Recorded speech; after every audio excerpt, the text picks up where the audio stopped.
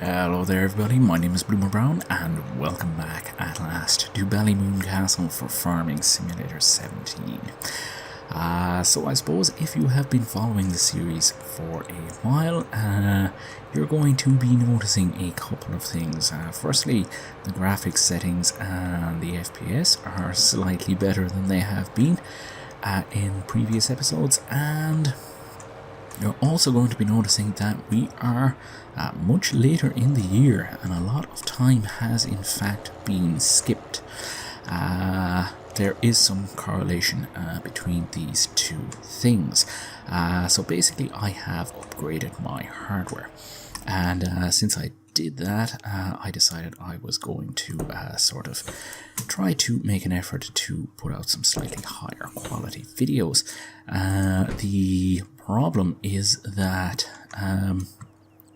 while I've been getting used to the new version of Bandicam and also some of the graphic settings and things like that, I've unfortunately made a bit of a mess of recording the last couple of days on the Ballymoon map.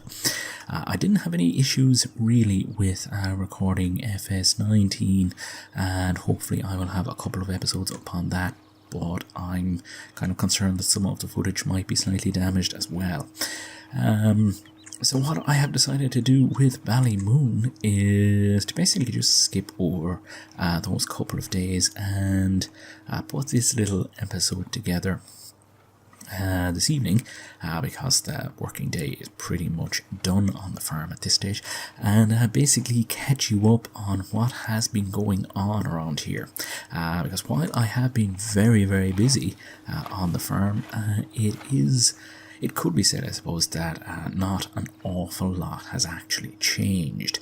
So at the end of the last episode, we were getting ready to start the summer, and I was planning to do some mowing up around the castle grounds, and that is exactly what I did. The whole thing went pretty well. We got about 60 bales out of it, and while it did go well, there were a couple of issues that I was having. The whole mowing process went a little bit slower than I had planned, and basically the operation took the better part of the day. So I have since made some changes to my mowing procedure, especially for making hay bales at least. And there is another field that I have been mowing, which has proven that the concept works a little bit better.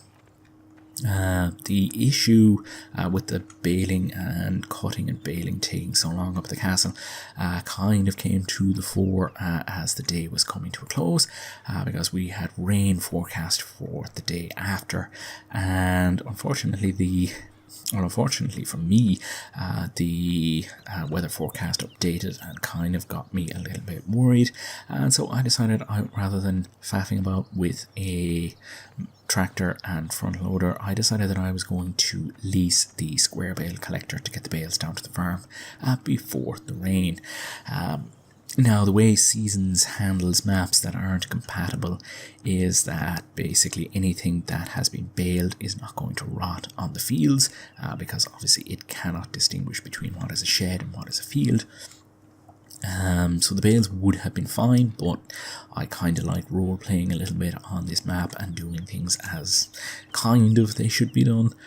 And I decided I wanted to get them down, which basically meant that I ended up with bales stacked 8 bales high, which is something that I really didn't think about at the time, because I mostly have worked with round bales up until now, so obviously it created a little bit of problem for trying to unload them with a front loader or get them out of the shed again with a front loader. So I decided to start looking at telehandlers, and I have been messing around with a Merlot mod for a while on some of my personal playthroughs, and rather than lease it, I have decided to buy it outright and couple it with this bale fork slash grabber type thing. There is probably a technical name for that. I think that's actually one of Black Sheep Modding's parts. I'm not actually sure who did the Merlot. But it is an absolutely fantastic machine, and the model is particularly good. I really do like the detailing on it, and it has made light work of doing the bales. It would probably have not been worth it if I hadn't discovered another field for mowing. Now, I say discovered, I was kind of aware of the field, but for some reason I thought it was inaccessible. I think if we actually make our way up through our gorgeous canola field, we can actually see it. Yeah, I think it's over there on the horizon, those sort of slightly green grassy hills. The tram lines do actually look pretty good in here. While I'm out here, I might as well check how the crop is actually doing. I have invested in one of these Wopster tools, so we're at about 50% growth, so it's going to be a little while before we need to harvest. As well as the Merlot, I have also purchased a brand new trailer. I was complaining about the bale trailer being a bit too cumbersome to be bringing up and down to the shop to collect pallets and things like that, and I wanted to get something a little bit smaller. Incidentally, the Merlot and that bale trailer work very well together, though fully loaded it probably looks a little bit silly to have the Merlot towing it. So it's probably a case that I won't be doing too much of that, but they do work very well together. So yes, this is the new trailer that I have purchased. Is one of these Farm Tech trailers. We can actually change the volume of it and put sort of silage boards up on it, which is kind of useful. I'm assuming that we could fill it with grain as well. And conveniently, if I can find the right key, we can also drop the sides and also the back to sort of load things up before we strap them down, so it can work as a flatbed trailer as well. Probably more suited to the Massey than the Fendt. I have noticed that the wheels tend to drag for some reason when it's connected to the Fendt, possibly because it's holding a little bit too high or holding it at the wrong angle or something, but there is some problem pulling it with the Fendt. I've also picked up a random tractor weight. I think it's like 500 kilos or something, which will probably come in handy for the Massey if we have a couple of bales to work with. Point to note, actually, when I was unloading these bales, I accidentally dropped some into something that I didn't realize was actually a feeding trigger for the cattle. We obviously don't have any cattle at the moment, so nothing is going to be going on there. It's going to be interesting to see if we're actually going to have to clean this area as well, because I mostly thought that the cattle would be fed in through this lane here, and yeah, I was kind of surprised about that, and it's actually got me wondering if there are some other triggers hidden around here and across on the other side, particularly in here because there is a gate that opens, so perhaps there is a place for unloading straw or something like that in here, which would be kind of interesting. Even after all of the time I have played on Ballymoon Castle, it is still throwing up surprises on me, so it is an absolutely fantastic map. So with all of this equipment upgrading, I have had to sacrifice a couple of things. The biggest one being the combine harvester, which was worth about 100k and was sitting idle in a shed. It may be a decision that I end up regretting, because of course we are going to have to get a harvester in to get the crops off the fields in the autumn. But I am kind of happy about that, because there is a harvester that is part of a pack that really I probably wouldn't have the opportunity to try out otherwise. So I'm just going to have a scan of this field as well. So yeah, it's 50% grown, it's 100% fertilized, so we should get a decent bit of crop off that as well.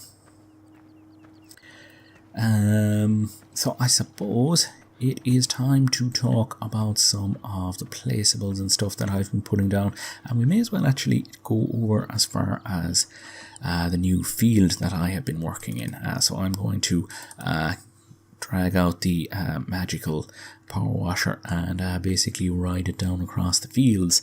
There is a mod called Creator Tools.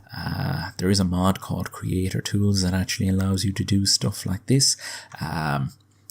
But it does kind of interfere with the game controls, because it is, some of them controls for that are actually mapped to commonly used game controls, so it's kind of a thing that you would be using more for the cinematic type of stuff. So obviously I have been role-playing my little heart out, putting down traffic cones and everything on either side of the entrance of this field, and here is the gate that I thought was basically a static object, but as it turns out it can be opened, and so I feel a little bit foolish. So basically yesterday in game I spent a bit of time up here doing some mowing. It was actually a pretty late start because we got a freak hail shower in the morning and the grass didn't dry out until about 3. So I managed to get this area cut and baled by about midnight, I think. So that was pretty good going. Now that might seem very unrealistic, but it's also unrealistic to have 6 days per season. So a day kind of equates to 2 weeks. So as I say, in terms of realism, I'm kind of going more for believability as opposed to realism. So something that I said I wasn't going to do was trying to glitch through hedges and get to areas of the map that, technically didn't look like they were accessible. But this field across the way, there's obviously a lot of grass in this area. There is a couple of fields over here that look very prime for mowing. I'm not going to mow everything, but I have discovered that there's a couple of areas in this field here which have trees that don't have collisions and makes it really rather easy to get into.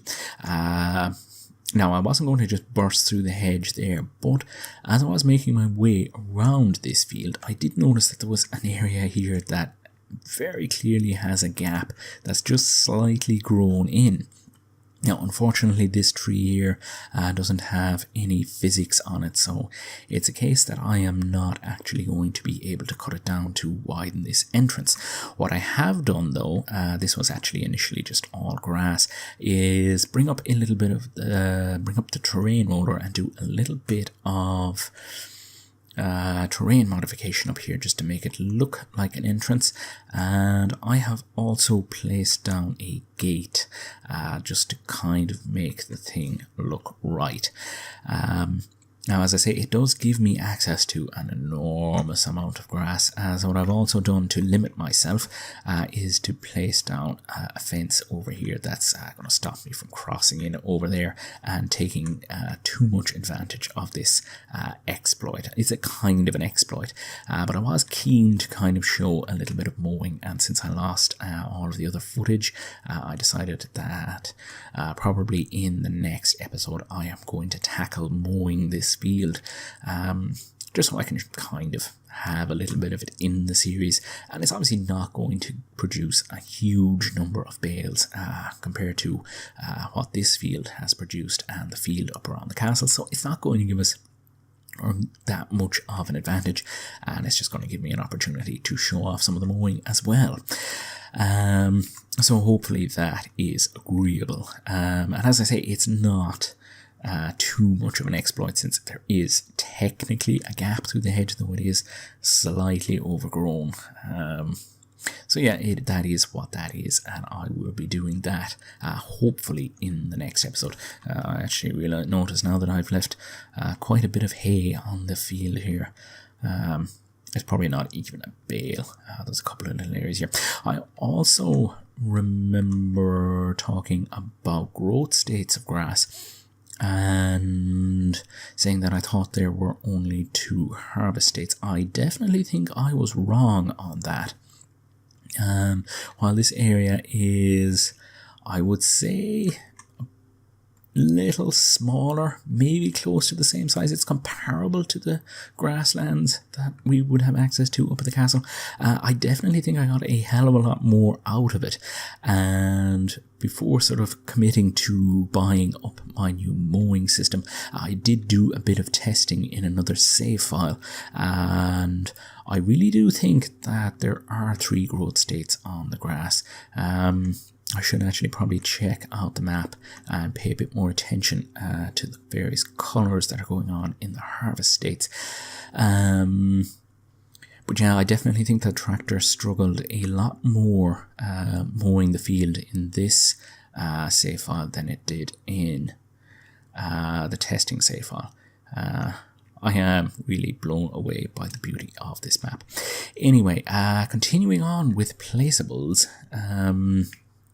I am going to zip up to the sheep farm as fast as I can, and hopefully nobody's going to throw up. So yeah, this is actually the castle grounds here.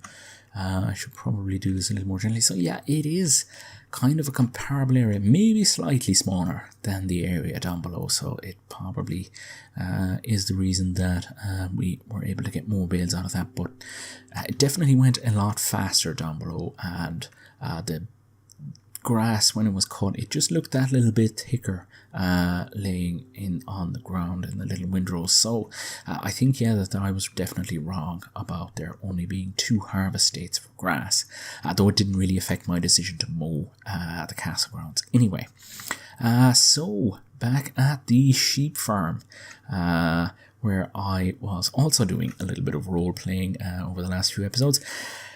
Essentially, there are a couple of gaps that I've probably pointed out before in the fence line, the hedgerow.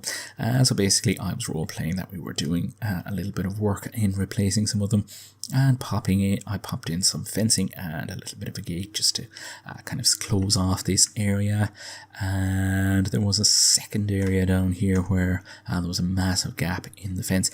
It's possible that these were left in deliberately by the map makers, although it could have just been an oversight, but I kind of liked the fact that they were in it anyway, because it allowed me to do a little bit of role playing and build a little section of fence here to prevent the sheep from getting out. So yes, there's more bales in storage up here. I think those 9 are basically the new bales that we've cut, and we've still got 1 bale left from the amount that we purchased at the beginning of the year. It's got to be said that we haven't produced a hell of a lot of wool at this point. These are the only 2 pallets that we actually have at the moment. So yeah, I'm not going to be ending up making as much out of these sheep as I thought I would. I think we've only got about 2 more days of production in them, and then we will probably be selling some of them off. So hopefully we get a few more bits of wool out of them. Obviously, since that is all the hay that we've really used, I probably won't end up even using all that is here. We are going to be selling a couple of bales, but I will be waiting until the winter for that, because the price will obviously be much, much better. And so, moving on, I think we're going to head back to the main farm, because I have also got some placeables up there. This is, of course, our little biofuel willow field that I have been dealing with. I did actually manage to get a coat of fertilizer onto it, though I may need to try again to get a second stage fertilizer. You can see the rows are a little bit wobbly. I think I was actually falling asleep when I was recording some of that, so that's probably why a lot of them are not as straight as they could have been, particularly in areas like that. So yeah, that was fun, and it is going to be a thing that we are going to have to harvest possibly in the winter time, provided we can get that done. So zipping back to the main farm, I have been messing around with sort of diversifying and getting into some kind of market garden type things. So there is a mod, yet another mod installed, which gives us bee boxes. And it's actually got to be said that that is a pretty awesome looking view. Yeah, the sun setting in the trees and the bees making their way in and out. Yeah, that is very nice actually. So basically these cost about €500 to place down, and I think the other bee houses, they don't actually look that good to me, and this is what I think of when I think of beekeeping, and it costs a lot less. I think the big bee house takes about 20,000 to place down, whereas they cost about 500, and I've actually got another few of them down this side of the farm as well. There is a little bit of a meadow area in here that isn't of much use, and I've just placed 2 more down here. I'm not entirely sure if bees are taken care of with season, so if it's a case that they're not, I will probably end up selling these off sometime in the late autumn or the mid-autumn. I think that would be the thing to do if they are still making an income, because obviously we're not going to be harvesting honey at that time of year. And the final placeable that I have, and there is still a little bit of work to be done here, is our very first polytunnel. As I say, I wanted to get into a little bit of this sort of market gardening type thing, and this is another mod, which is once again a lot cheaper to place down than the likes of the stock greenhouses. I haven't actually activated it yet. That is going to be a job for tomorrow, I think. Basically all I have to do is bring some water over here and feed it into the trigger. If we did have some manure, and I think we can actually buy manure, so I may do that at some stage, we can add it in here and get a productivity boost, but I don't think it is actually critical to getting the crops to produce, so I'm gonna have to experiment with that, but I don't think we do need the manure. So that's going to be interesting, and as I say, there is a little bit of terrain modification to be done around here. I want to make some kind of an entrance into this area. I mean, I suppose we could just use this as an access point, but I would rather kind of connect it out to that path there if possible. So yeah, that is another job that we are going to have to be taking care of. And as far as I'm aware, unless I have missed something, I think that is pretty much everything that I have done over the past couple of days. So let's get ourselves out of that. So yeah, I think, as I say, the next episode is going to involve a little bit more haymaking. I'm going to get that trailer unloaded, and I think, yeah, sort of sort out some of the placeables and things like that, and possibly start some of the silage depending on the growth, though I don't think it's going to be happening in the next episode. So yeah, I suppose that pretty much wraps everything up. I apologize that this is not the kind of usual type of episode, and it probably wasn't all that entertaining to watch.